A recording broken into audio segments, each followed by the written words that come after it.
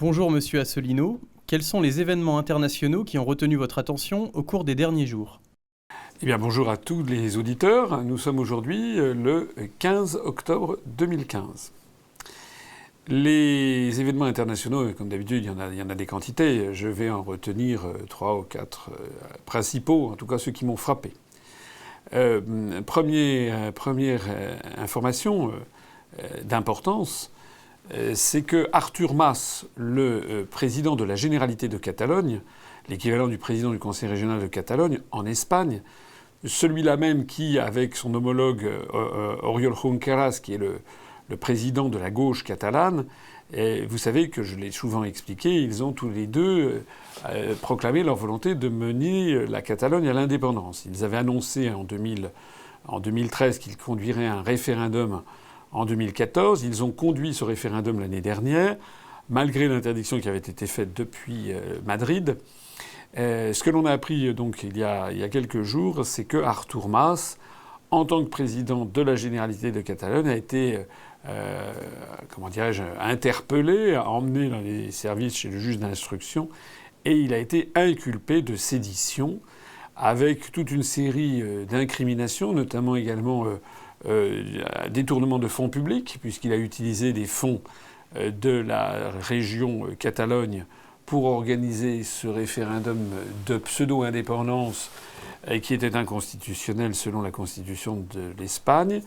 Il a donc été inculpé également de détournement de fonds publics, de sédition. Enfin, je ne me rappelle plus exactement tous les chefs d'inculpation. Voilà. Alors il est sorti donc de ça aujourd'hui, 15 octobre.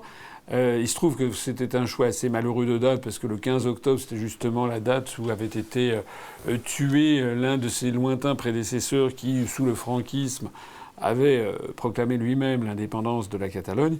Ce qui est intéressant, c'est de savoir qu'il y avait quand même plusieurs milliers de personnes qui étaient là pour soutenir Artur Mas. Alors pourquoi est-ce que je raconte tout ça ? Parce que c'est la confirmation de ce que j'ai dit depuis maintenant longtemps, c'est-à-dire que la situation en Espagne et sur ce sujet de l'indépendance de la Catalogne n'est pas du tout bonne. C'est une situation qui ne fait que s'envenimer de mois en mois, de semestre en semestre, d'année en année, puisque les partisans de l'indépendance de la Catalogne, comme vous le savez, lors des dernières élections d'ailleurs en Catalogne, ont obtenu non pas la majorité des voix, ils ont obtenu 47% des suffrages, mais ils ont quand même obtenu la majorité des sièges au Parlement à Barcelone, et ils ne laissent pas du tout tomber ce projet. Donc, comme je l'ai déjà dit, l'armée espagnole, quant à elle, a déjà signifié qu'en aucun cas il ne laisserait l'Espagne être privée, si j'ose dire, de la Catalogne, et la Catalogne réclamer son indépendance. Je signale également que cette indépendance, je l'ai déjà dit souvent, mais je le répète, que pour les partisans de cette indépendance, c'est une indépendance factice, pour rire, puisqu'il s'agit de faire une indépendance dans le cadre de l'Union européenne. Voilà, c'est comme si l'Espagne était un État tyrannique, alors que l'Union européenne était une entité salvatrice. C'est évidemment se moquer du monde. Alors ça, c'est très important, parce que on voit à l'état de laboratoire ce qui risque d'arriver dans d'autres pays de l'Union européenne. On pense bien entendu à l'Écosse, au Royaume-Uni, qui d'ailleurs devrait plutôt s'appeler le Royaume des Unis, puisque entre l'Écosse qui veut l'indépendance, le Pays de Galles qui n'en pense pas moins, et puis l'Irlande du Nord, c'est un pays qui part un petit peu en vrille.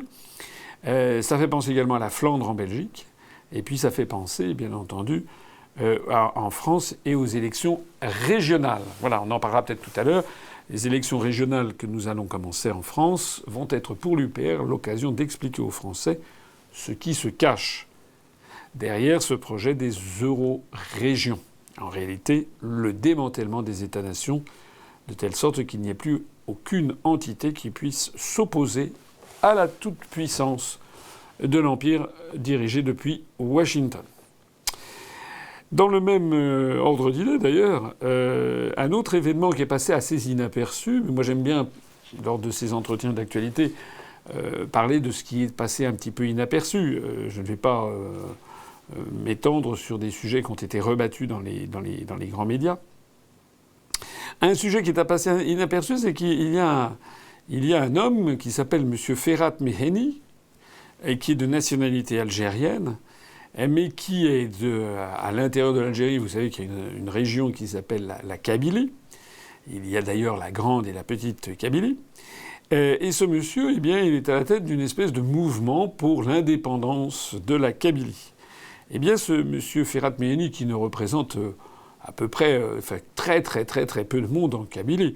L'écrasante majorité des Kabyles sont algériens, enfin se sentent algériens, et n'ont pas envie d'un démembrement de l'Algérie. Mais je signale ça parce que ce Ferhat Meheni, eh bien, au cours de la semaine, est allé planter à l'Organisation des Nations Unies à New York, s'il vous plaît, devant les journalistes et devant les autorités américaines, qui ne l'ont pas empêché de faire, c'est le moins que l'on puisse dire, eh bien, est allé planter le drapeau d'une pseudo-Kabylie indépendante. Voilà. C'est la preuve que cette politique que je souligne, qui concerne l'ensemble de l'Union européenne, en fait, elle concerne bien l'ensemble des pays du monde. Les États-Unis et leurs affidés poursuivent avec détermination la destruction de tous les États-nations qui peuvent, un tant soit peu, s'opposer à eux. Alors, on imagine qu'ils vont quand même pas pousser à l'indépendance de Monte-Carlo par rapport à Monaco. Il y a quand même un moment à partir duquel le pays est tellement petit qu'on ne voit pas très bien pourquoi on le démembrait. Mais il y a quand même une volonté d'indépendance, enfin de promouvoir les indépendances factices et de détruire les États-nations. Je l'ai déjà dit, je le répète, en Afghanistan, en Irak, en Somalie, au Soudan, en Libye, en Syrie, en Ukraine. Voilà, c'est partout on morcelle les États. Les États-Unis soutiennent le Dalai Lama, je l'ai déjà souvent expliqué, pour essayer de décrocher le Tibet de la République populaire de Chine. Ils soutiennent une certaine Rabia Kader, qui est la présidente des Ouïghours en exil. Alors elle habite carrément à Washington, elle fait ses conférences avec en arrière-plan le Capitole de Washington. Les Américains soutiennent également tous les mouvements qui visent à la pulvérisation des États au Moyen-Orient. On en a déjà souvent parlé. L'État islamique, Al-Qaïda, Al-Nosra, tout ceci est soutenu en sous-main. Et puis soutiennent donc également les mouvements indépendantistes en Algérie. Et puis, comme le nuage de Tchernobyl, cette politique ne s'arrête pas aux frontières de la France. Cette politique, elle est à l'œuvre également en France, mais évidemment d'une façon beaucoup plus subtile et sournoise. C'est la politique des euro-régions sur laquelle nous allons beaucoup insister au cours de la campagne électorale pour les régionales qui s'annonce. Troisième sujet d'actualité internationale qui m'a frappé au cours des derniers jours, c'est le rapport qui, paraît-il, va être rendu, ou a été rendu, ou est sur le point d'être rendu. Enfin, c'est un journal néerlandais qui en a donné l'information. Finalement, le mystère sur l'avion de la Malaysian MH17 serait enfin éclairci. L'avion de la Malaysian Airlines qui s'est écrasé au sol le 17 juillet de l'année dernière, 2014, eh bien, aurait été abattu par un missile Buk de fabrication russe et aurait été tiré depuis une zone peuplée majoritairement de sécessionnistes de la région du Donbass et donc dans une zone pro-russe. Alors, cette information, normalement, aurait dû faire sensation, aurait dû être sur le devant de la scène. C'est quelque chose qui était... Rappelez-vous, c'est quand même une affaire épouvantable où il y a plusieurs centaines de personnes, majoritairement des Néerlandais et des Malaisiens, qui ont perdu la vie dans des conditions épouvantables. Donc cette affaire aurait dû être extraordinairement médiatisée au niveau international. Il a été question que de cela, rappelez-vous, l'été dernier, pas l'été dernier, mais l'été de 2014, en juillet, août, septembre, etc. C'est d'ailleurs à cause de ça, en partie, qu'il y a eu les sanctions qui ont été prises par l'Union européenne contre la Russie.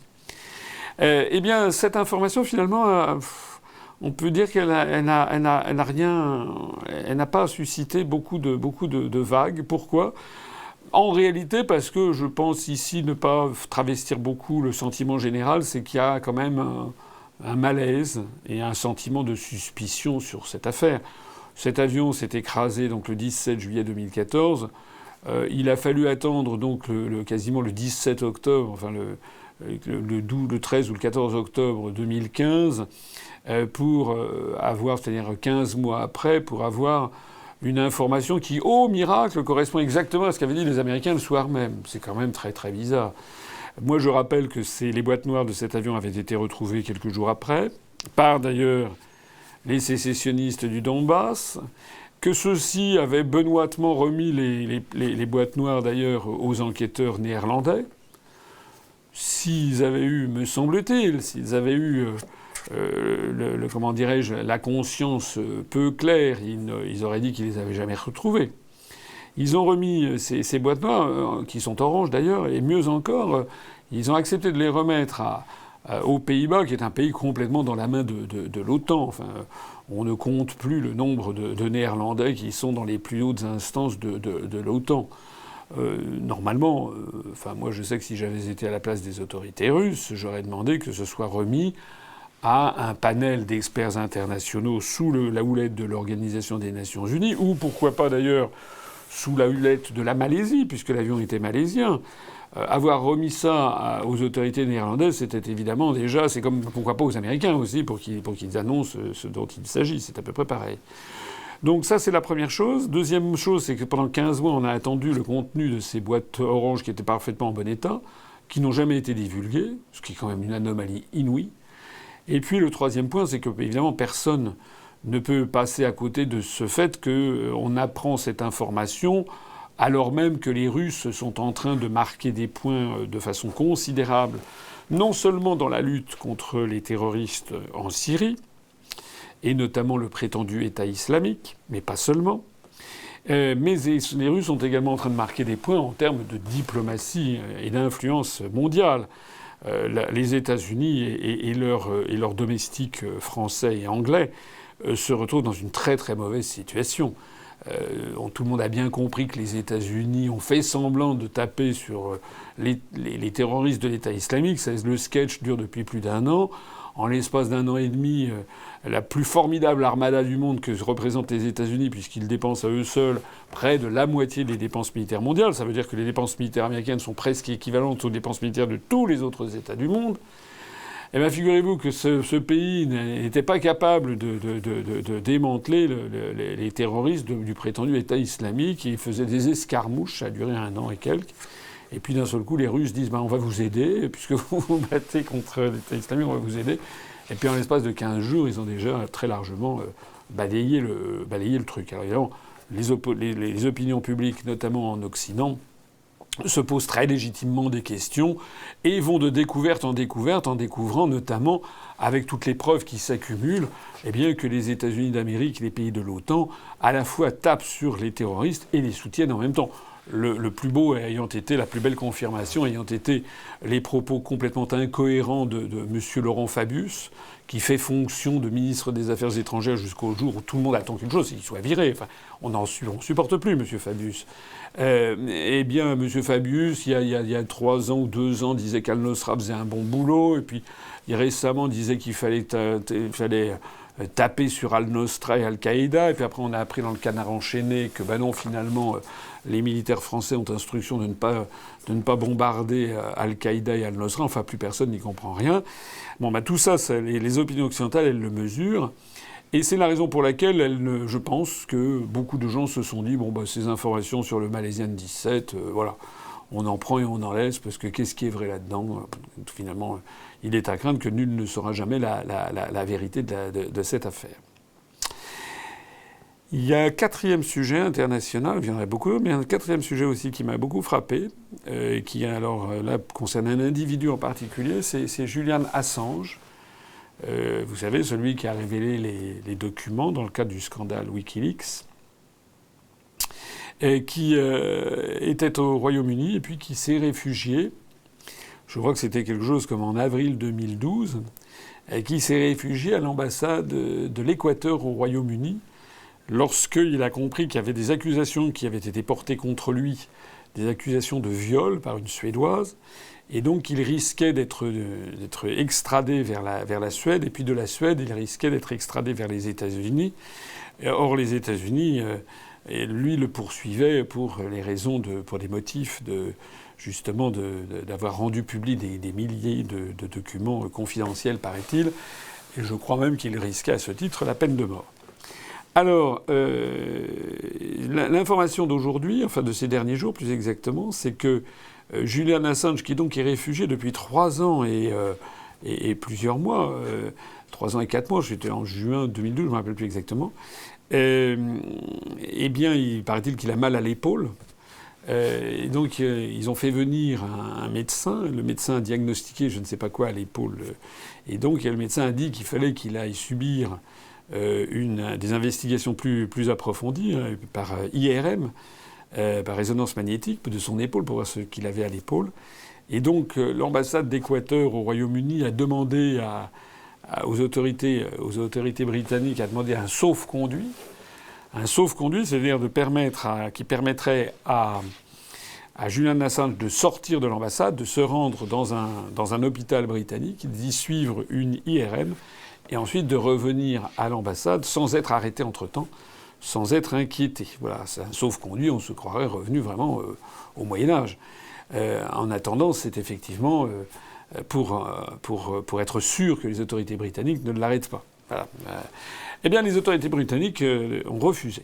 Voilà. Alors c'est quand même une information assez extrêmement déplaisante et assez inquiétante. Je rappelle quand même que le Royaume-Uni, dans la mentalité générale, c'est quand même le peuple d'Europe, avec peut-être les Espagnols qui ont commencé un petit peu avant, avec certaines communautés forales en Espagne au très haut Moyen-Âge, mais en gros, on considère que c'est à partir de 1215, avec la Magna Carta, que les Britanniques ont inventé le principe des libertés publiques en Occident. Voilà. C'était d'ailleurs ensuite, il y avait eu l'habeas corpus, c'est-à-dire qu'il y a encore une cinquantaine d'années, les Britanniques avaient ce privilège assez incroyable, même pour les Français, c'est-à-dire qu'ils pouvaient se promener librement dans la rue sans avoir sur eux le moindre papier. Il n'y avait pas de pièce d'identité, on considérait que ça faisait partie des libertés publiques. On en est bien loin, et maintenant on voit que le gouvernement de Londres a refusé ce principe même de laisser sortir pendant quelques heures quelqu'un qu'il recherche, qui bénéficie de la protection diplomatique équatorienne, puisque le gouvernement du président Rafael Correa d'Équateur a accordé l'asile politique à Julian Assange. Donc le gouvernement britannique a refusé, c'est-à-dire qu'il préfère éventuellement, je ne sais pas ce qu'il a, Julian Assange, mais peut-être de voir son état de santé se dégrader très lourdement. C'est quand même très inquiétant. Ça donne à penser que les pays occidentaux filent vraiment un très très mauvais coton en matière de liberté publique. Alors on le savait, mais là quand on a un événement de cette nature, eh bien d'un seul coup on sursaute. On sursaute parce qu'on se rend compte que, effectivement, voilà quelqu'un comme Julian Assange qui a voulu dénoncer les écoutes généralisées. C'est comme Snowden, qui est réfugié, ne l'oublions pas, en Russie. Paraît-il que la Russie, c'est l'épouvante en matière de liberté publique et de droits de l'homme. Mais les gens qui me disent ça, moi, en France, je leur demande comment se fait-il que Snowden se soit réfugié en Russie. Et comment se fait-il qu'alors qu'il avait demandé, par exemple, l'asile à la République française, eh bien la France lui est refusée. Hein, voilà. En fait, Julian Assange, comme Snowden, comme un certain nombre d'autres, sont ce qu'on appelle en américain des whistleblowers, c'est-à-dire des lanceurs d'alerte. Et ils suscitent en fait un soutien implicite, peu expansif, mais réel dans les populations occidentales. Alors cette information, d'ailleurs, tombe en 5e information internationale, je vais m'arrêter là, mais on a appris aujourd'hui un nouveau scandale en Allemagne, c'est que les services secrets allemands, le BND, eh bien, auraient écouté les dirigeants français depuis un certain nombre d'années. Alors, on nous assure tout de suite que oui, mais ils ont mis un terme à ces écoutes en 2013. On se demande bien pourquoi, d'ailleurs. Qui mettent un terme en ce moment, on peut le comprendre, puisqu'ils sont démasqués, mais quand un truc marche, on ne voit pas pourquoi on s'arrêterait. En réalité, ça veut dire quoi ? Ça veut dire que les services secrets américains espionnent la planète entière, et puis que les services secrets allemands espionnent la planète entière.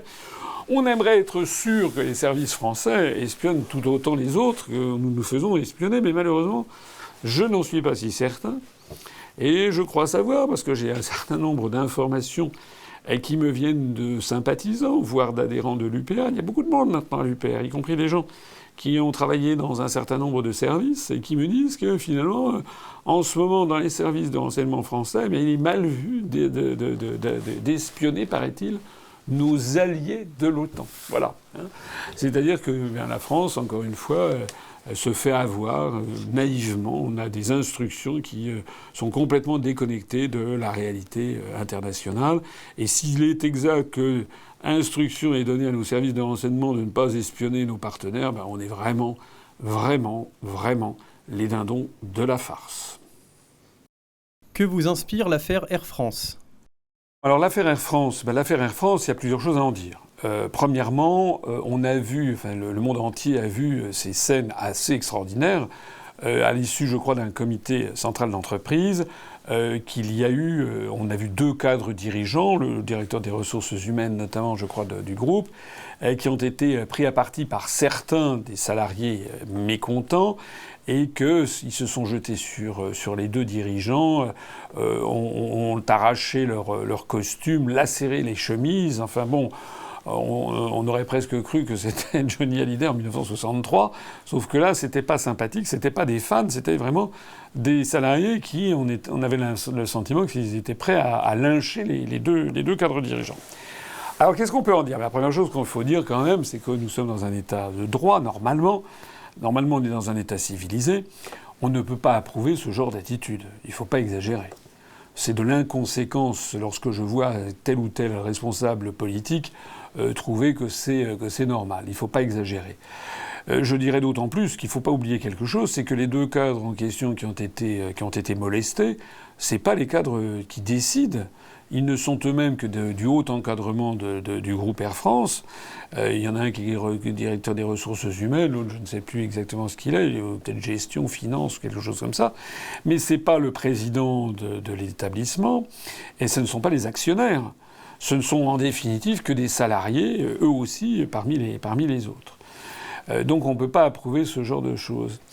Néanmoins, il s'agit d'un symptôme, parce qu'Air France est quand même une société chic, une société à la mode, une société où normalement le personnel a une très grande fidélité à cette entreprise créée en 1933, qui est un des fleurons, un des symboles même de la France. Donc normalement, il y a une élégance naturelle chez les pilotes, les copilotes, le personnel navigant commercial, le personnel au sol. Il y a quand même une grande tradition d'élégance et de raffinement sur Air France. C'est ça qui a choqué. Eh bien, si des salariés qui peuvent être dans les bureaux, des techniciens, ou au sol, ou je ne sais pas où, ou du personnel navigant, en sont venus à ça, c'est qu'il y a une extrême exaspération du personnel. Et il faut comprendre, moi j'ai parlé avec il se trouve qu'on a à l'UPR quelques adhérents qui travaillent à Air France. J'en ai rencontré qui m'ont dit à quel point ils ont le sentiment d'être constamment pressurés. Les plans se succèdent les uns après les autres pour virer de plus en plus de monde, pour diminuer les salaires ou en tout cas augmenter considérablement les rythmes de travail. Et en fait, il y a des sacrifices constants dont ils ne voient pas le bout. Alors, je ne suis pas un apôtre de la mauvaise gestion et qu'il ait fallu faire des efforts à Air France, c'était bien naturel. C'est vrai que sans doute certaines mauvaises habitudes avaient été prises du temps où le trafic aérien, le marché du transport aérien était extraordinairement réglementé avec une espèce d'oligopole de quelques grandes compagnies aériennes. C'est vrai que tout ceci a volé en éclats avec notamment maintenant la déréglementation du marché aérien, avec des compagnies aériennes comme notamment les compagnies dans le golfe arabo-persique qui, comme Emirates pour les Émirats arabes unis, enfin plus exactement pour l'Émirat de Dubaï, comme Etihad pour, je crois, l'Émirat d'Abu Dhabi, pour Qatar Airways pour l'Émirat de Qatar, etc. Donc ces entreprises sont extraordinairement performantes parce que notamment elles bénéficient d'un accès au kérosène à des tarifs extrêmement faibles. Bon. Alors, des efforts étaient nécessaires, ils ont été faits. Il y en a beaucoup d'efforts qui ont été faits par les salariés, mais on a l'impression que c'est jamais assez. Et ce que craignent beaucoup de salariés d'Air France, c'est qu'ils craignent en fait que on aille vers tout simplement la fermeture d'Air France. D'ailleurs, lorsqu'on apprend qu'il y a 14 avions, je crois, qui vont être supprimés, revendus, un avion, ça crée 100 emplois autour d'un avion. Entre les pilotes, les copilotes, les mécaniciens, le personnel navigant commercial et puis les personnes au sol, il y a à peu près une centaine de personnes supplémentaires par avion. Donc vous imaginez ce que ça représente lorsque l'on ferme des lignes et lorsque l'on supprime des avions. Donc le personnel d'Air France est extrêmement inquiet et plusieurs d'entre eux m'ont fait part du fait qu'ils craignaient que la société Air France, au bout du compte, ne ferme la porte. Alors, nous, qu'est-ce que l'on dit face à ça ? On dit que de toute façon, il faut absolument qu'Air France continue. On ne va pas refaire comme le paquebot France. C'est-à-dire qu'il faut que la France ait sa propre compagnie. C'est la compagnie porte-drapeau, comme on dit. En tout cas, si l'UPR arrive au pouvoir, eh bien, nous veillerons à faire en tout pour que l'État actionnaire use de son poids pour maintenir Air France, qui est une des vitrines même de notre pays. J'ajoute d'ailleurs que dans les négociations avec les compagnies aériennes étrangères, il faudrait mettre un petit peu, puisque prétendument l'Union européenne pourchasse les distorsions de concurrence, il faudrait mettre un peu son nez sur les comptes de résultats des compagnies aériennes comme celles dont je parlais, les compagnies du Golfe. Voilà. Est-ce qu'il est normal, finalement, de laisser toutes les compagnies aériennes des pays développés fermer les unes après les autres, ou subir plan de licenciement sur plan de restructuration les uns après les autres, tout simplement parce qu'il y a des compagnies aériennes où le personnel est payé extrêmement à très très bas prix, ou bien qui se fournit avec du kérosène à très bas prix. Au-delà de cette affaire Air France, ça témoigne aussi d'un climat général dans la société française. Je voyais, il y a des journaux qui ont dit quand même le dialogue social est en panne. Mais c'est normal qu'il soit en panne, parce que c'est plus un dialogue, c'est un monologue. Il n'y a plus de dialogue social. Ce qu'on appelait le dialogue social, c'est un terme d'ailleurs que les gens de gauche trouvent connoté à droite. Bon, en fait, c'est un peu ce que les syndicats du temps où les syndicats défendaient leurs salariés. Alors, ils parlaient de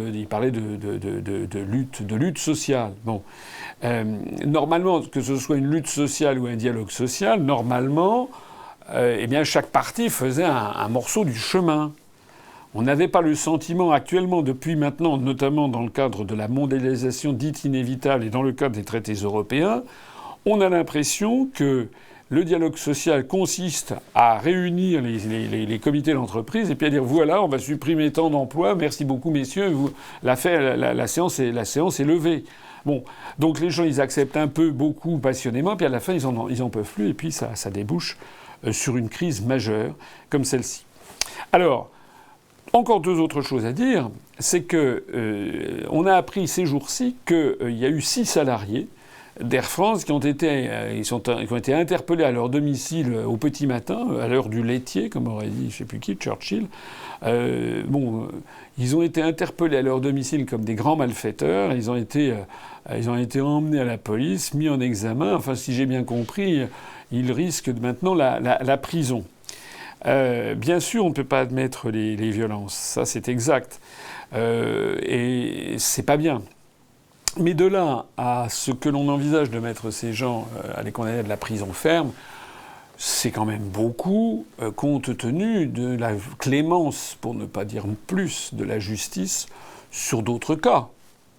Je vois quand même que, sauf erreur de ma part, M. Cahuzac, ci-devant ministre des Finances, qui avait fait des fraudes fiscales absolument énormes, qui se permettait en plus de ça de piloter des colloques pour lutter contre la fraude fiscale, enfin vraiment c'est invraisemblable. Eh bien, M. Cahuzac est toujours là, in bonis, enfin, il n'a pas été inquiété le moins du monde.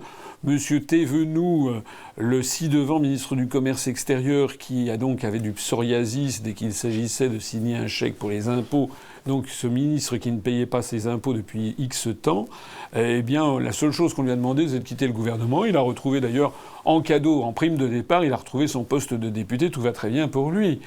Je n'ai pas le sentiment que les époux Balkany, à part le fait qu'on leur a piqué un certain nombre de propriétés acquises dans des conditions, semble-t-il, suspectes, je n'ai pas le sentiment que les époux Balkany vont se retrouver sous les verrous prochainement. Donc il y a quelque chose qui est extrêmement choquant dans l'esprit des gens, c'est que ce deux poids deux mesures, et ça rappelle la fable de La Fontaine, selon que l'on sera grand ou misérable. Voilà, ça n'est pas bien. Et moi, je pense que le gouvernement serait bien avisé de mettre de calmer le jeu et d'arrêter les poursuites contre les personnes qui ont fait ça. Voilà ce que je crois, parce que cette crise qui a eu lieu à Air France, elle risque de dégénérer, elle risque de se propager dans toute la société française, et pour une raison très simple, c'est que lorsque l'on pousse un peuple à bout, et qu'en plus de ça, on lui cache toute possibilité de sortie de cette crise, quand on veut lui faire croire qu'il n'y a pas d'autre solution que celle qu'il subit, eh bien, les gens finissent par réagir comme il se doit. Quand on a l'impression qu'il n'y a plus d'autre solution possible, eh bien, les gens, à ce moment-là, pètent un câble, comme on dit, ou pètent les plombs, et peuvent se livrer à la violence. Ça est toujours comme ça qu'ont commencé les révolutions en France. Je pense que nos dirigeants devraient y faire attention. Que vous inspire la polémique sur l'éventuel licenciement de Philippe Verdier de France 2 ? Ça, c'est une polémique qui vient d'apparaître, c'est un peu en cours. À vrai dire, je n'ai pas lu le livre. C'est un livre sur climat, investigation, ça s'appelle, je crois, le titre. Si j'ai bien compris, il remet en cause un certain nombre d'idées acquises, paraît-il, sur le climat, sur le réchauffement climatique. Il considère que ceci, si j'ai bien compris, j'ai pas lu le livre. Il considère qu'il y a beaucoup de choses qui sont inexactes ou qui mériteraient en tout cas un débat qui n'a pas lieu. Il a dénoncé le fait qu'il y ait, paraît-il, une chasse aux sorcières dès que quelqu'un remet en cause les présupposés du réchauffement climatique. Alors tout ceci, évidemment, fait un tout petit peu désordre parce que il était le responsable du service météo à la télévision. Et puis, évidemment, il va y avoir ce fameux sommet COP 21 au mois de décembre, sur le sommet climatique, sur lequel Monsieur Hollande, le locataire de l'Élysée, a mis tout son poids, qui est bien faible d'ailleurs. Enfin, il a mis tout son poids au nom du contribuable. Monsieur Hollande multiplie les effets d'annonce. Il annonce qu'on va mettre X milliards sur le réchauffement climatique, enfin contre le réchauffement climatique. Bon, voilà. Alors évidemment, ce pavé dans la mare que sort le journaliste, évidemment, fait un peu désordre. Mais en tout cas, ce qui est quand même extraordinaire, c'est que si j'ai bien compris cette information, c'est qu'il va être viré purement et simplement de son poste, alors que c'est quand même un journaliste, et que normalement, la charte de Munich de 1971 qui fixe le travail des journalistes impose à un journaliste de rechercher la vérité. Voilà, donc un journaliste peut éventuellement se tromper, mais enfin, si on virait des journaux et des télévisions et des radios tous les journalistes qui se sont trompés une fois, il y aurait plus grand monde dans les journaux et les télévisions. Donc c'est le principe même de l'indépendance du journalisme qui est désormais en cause. Voilà. Alors j'ai vu, il y a eu un débat sur je ne sais plus quelle radio là, ce matin où il y avait d'autres journalistes qui venaient un petit peu au secours de Philippe Verdier en disant oui, c'est un scandale. Le climat est le seul sujet sur lequel il y a une pensée taboue. On n'a pas le droit de penser autrement. Ça m'a fait drôlement rigoler. Enfin, plus exactement, ça m'a fait rire jaune. C'est se moquer du monde sur tous les sujets, en fait. Tout est tabou en France. On n'a pratiquement plus le droit de débattre de quoi que ce soit. Il y a d'ailleurs même le magazine Marianne qui fait un colloque, j'ai vu ça, sur peut-on encore débattre en France. Le magazine Marianne qui d'ailleurs ne nous a jamais donné la parole, sauf une fois pour faire un article venimeux contre l'UPR, sans jamais me faire une interview honnête.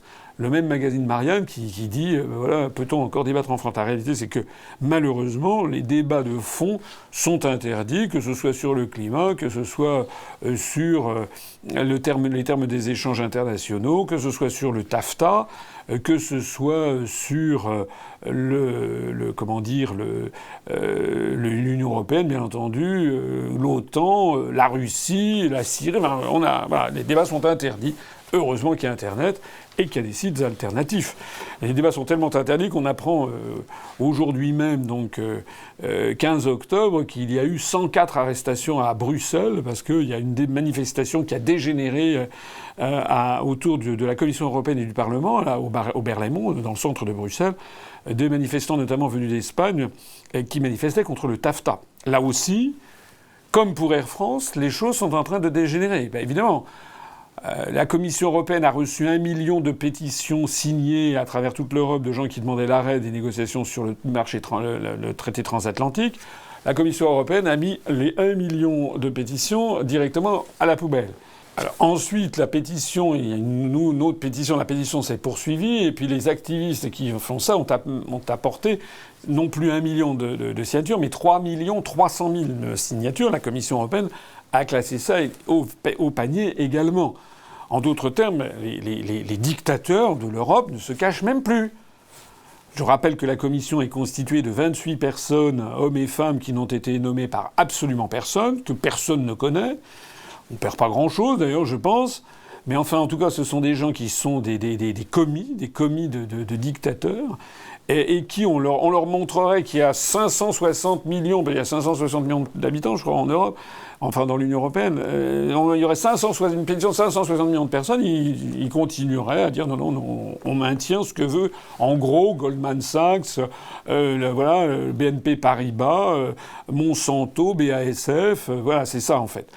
Donc on est vraiment dans une dictature.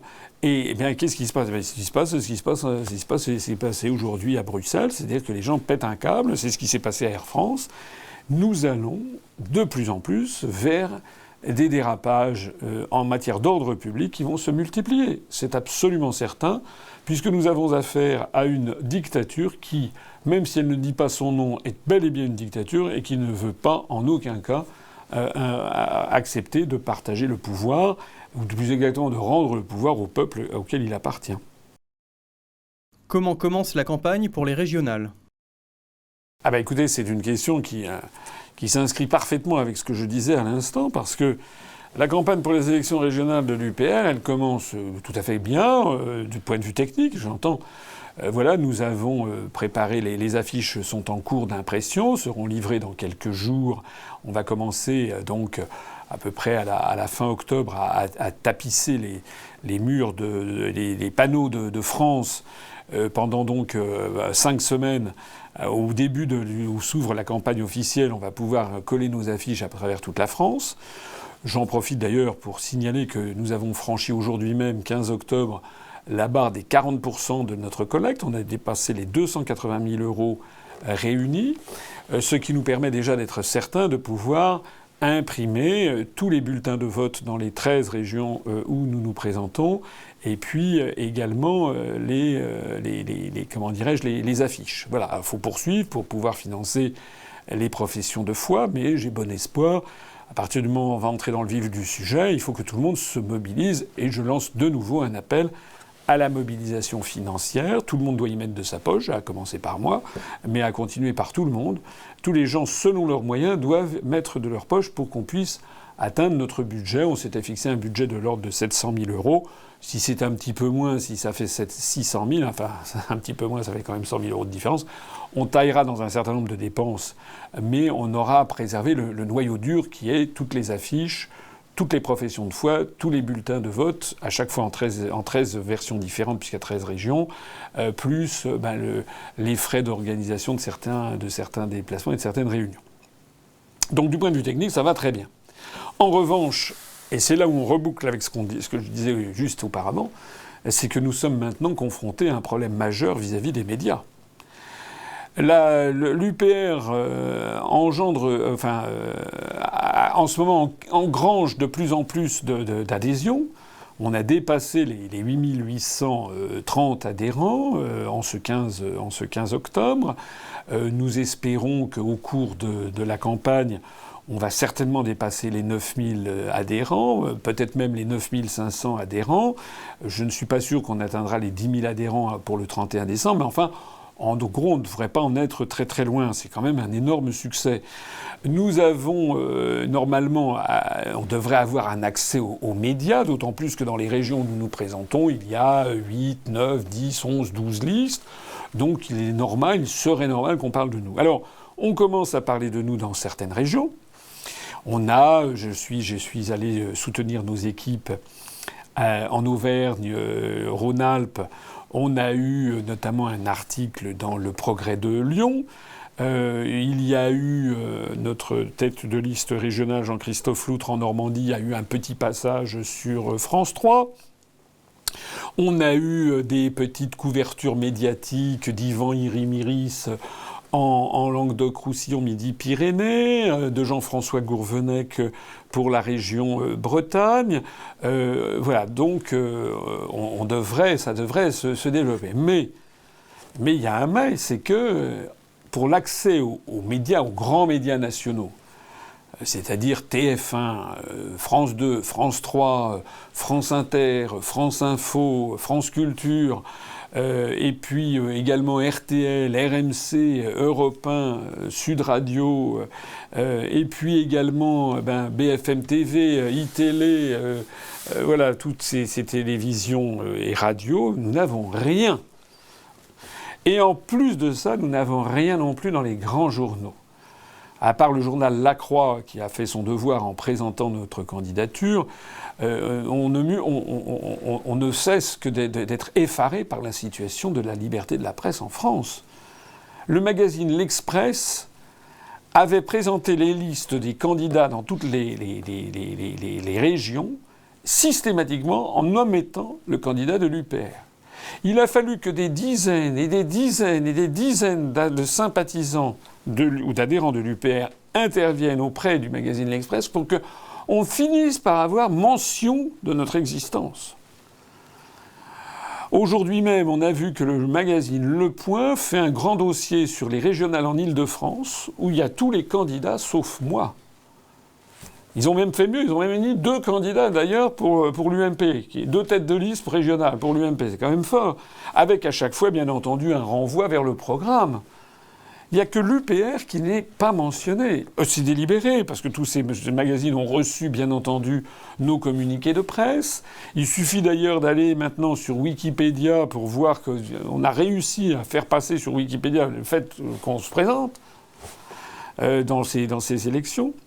D'ailleurs, il y a des radios, enfin tout le monde est au courant dans la petite sphère journalistique. Tout le monde est au courant de ce que nous nous présentons, que nous menons campagne. Eh bien, voilà, le magazine Le Point a décidé de faire comme si nous n'existions pas.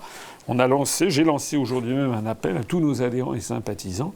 On ne doit rien lâcher.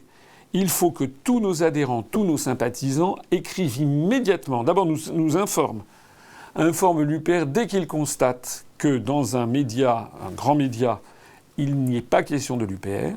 Et deuxièmement, se mettre immédiatement on demandera à tous nos adhérents et sympathisants de faire le siège du média en question jusqu'à ce qu'ils fassent, c'est quand même un minimum, c'est que dire que nous sommes candidats.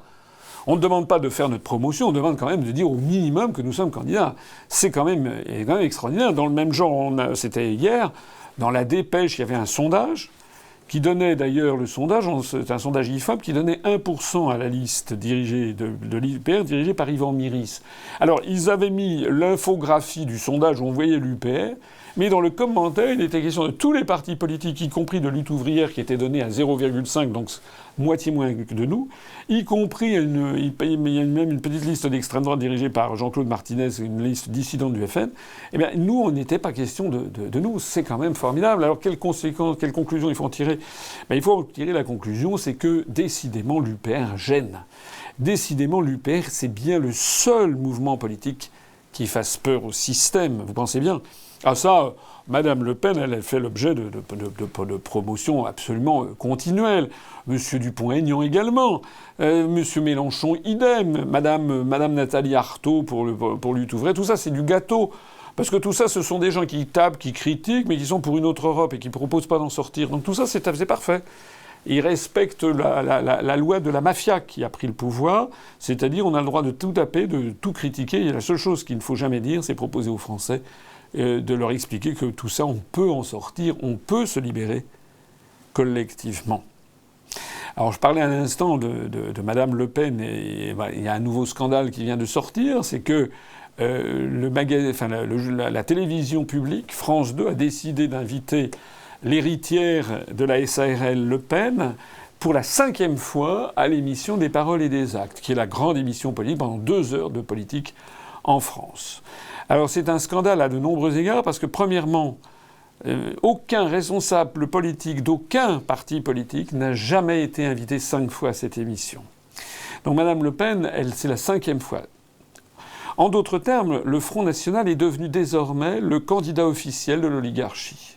C'est ça qu'il faut bien se dire. Et là, je m'adresse à toutes les personnes qui m'écoutent. En particulier, on reçoit beaucoup de courriers de gens désespérés et de gens qui disent qu'ils ne savent plus à quel sein se vouer, qui disent « j'envisage de voter le Front National », etc. Et pourquoi ils envisagent de voter Front National ? Est-ce qu'ils sont allés regarder le programme du Front National ? Pas du tout. Est-ce qu'ils se rendent compte que Mme Le Pen ne propose en aucun cas de sortir de l'Union européenne ? Elle ne propose jamais, ni elle, ni les sbires qui sont avec elle, ne proposent de sortir de l'Union européenne par l'article 50, de sortir de l'euro par l'article 50, de sortir de l'OTAN par l'article 13 du traité de l'Atlantique Nord. En réalité, le Front National, aujourd'hui en France, joue le même rôle que Syriza en Grèce à la fin de l'année dernière. L'oligarchie avait promu Syriza en Grèce pour faire croire que les Grecs allaient tout bouleverser. En fait, Syriza était dirigé par un escroc, M. Tsipras, qui faisait financer ses voyages par George Soros, de la National Endowment for Democracy, qui avait comme responsable de l'économie M. Varoufakis, qui était professeur à l'université d'Austin dans le Texas, et Monsieur Tsipras, je l'ai déjà beaucoup expliqué, tapait sur la Commission européenne, sur la Banque centrale européenne, tapait contre les banques, etc., etc. Mais il disait il faut un autre euro et une autre Europe. Voilà. Nous, on avait dit, à partir du moment où vous avez un mouvement politique qui refuse de dire qu'il faut sortir de l'Union européenne et de l'euro par l'article 50, selon un processus à enclencher dès l'élection, et d'un processus unilatéral, s'il y a toujours du flou, du style on va essayer de renégocier, puis peut-être qu'à la Saint-Glinglan on envisagera deux, ça c'est que vous avez affaire à un leurre. Et le Front National, c'est le leur, comme a été le leur Tsipras et Syriza en Grèce. C'est la raison pour laquelle. Le FN passe en boucle. Ça fait tellement scandale qu'aujourd'hui ou hier, Xavier Bertrand, ancien ministre de l'UMP, maintenant des Républicains, qui est candidat à la présidence de la région Nord-Pas-de-Calais-Picardie, eh bien, a écrit au CSA. Et à la différence de nous, on a écrit au CSA, mais nous n'avons pas encore rendu public la lettre. On espérait... Je dis pas l'imparfait parce que nos espoirs sont en train de s'évanouir. On espérait que le CSA interviendrait en notre faveur. Eh bien, Xavier Bertrand, ancien ministre UMP, a écrit au CSA, il a publié la lettre pour dire à quel point c'est absolument scandaleux que Mme Le Pen passe une 5e fois dans cette émission. D'autant plus scandaleux d'ailleurs que c'est 2 jours avant le jour à partir duquel la France 3 le CSA va comptabiliser les passages médias dans le cadre de l'équité des partis politiques. Voilà la réalité de la situation.